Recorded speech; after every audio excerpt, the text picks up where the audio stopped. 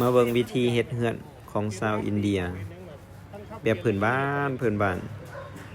พากันออกมาจากวัดลาวพุทธคยาจากกันไปร่วมงานพิธียกยอดโซฟา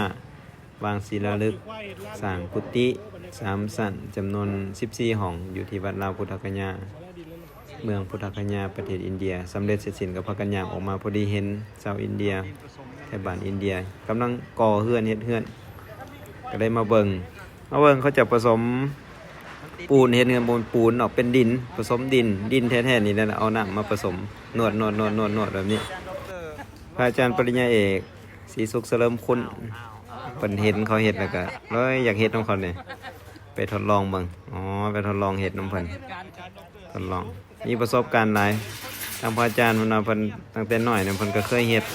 เคยสัมผัสรูปแบบในการเฮ็ดพื้นบ้านแบบนี้มาแล้วนี่เป็นการเฮ็ดแบบพื้นบ้านแท้ๆที่เอาปูนที่เอาเครื่องที่เฮามีตามบ้านตามเรือนของพวกเฮาแล้วก็มา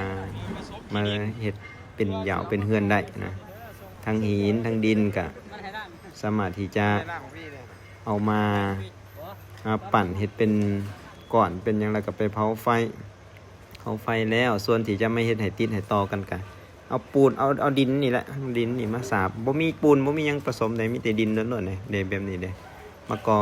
แต่ว่าจุดพิเศษก็คือเฮ็ดหนาเฮ็ดฟ้า20ปลาย30พุ่นน่ะก่อเฮ็ดหนากาย20กายหนา20เนาะอันนี้ถือว่าเป็นวิธีการนี่เฮ็ดสดๆให้เบิ่งเลยเป็นการเฮ็ดสดๆให้เบิ่งเลยเสียอินเดียคือประมาณนี้ถ้ามีคนมาชมเขาเจ้าก็จะดีใจแต่ว่าในการดีใจเขาเจ้าก็สิขอติปนิดนึงขอติปทางพระอาจารย์ดร.วัฒนามาโอ้ยเฮ็ดบ้านเจ้าของก็ยังขอติปนํคนอื่นอยู่เอาฝากให้เบิ่งการเฮ็ดบ้านเฮ็ดเรือนของคนอินเดียเนาะ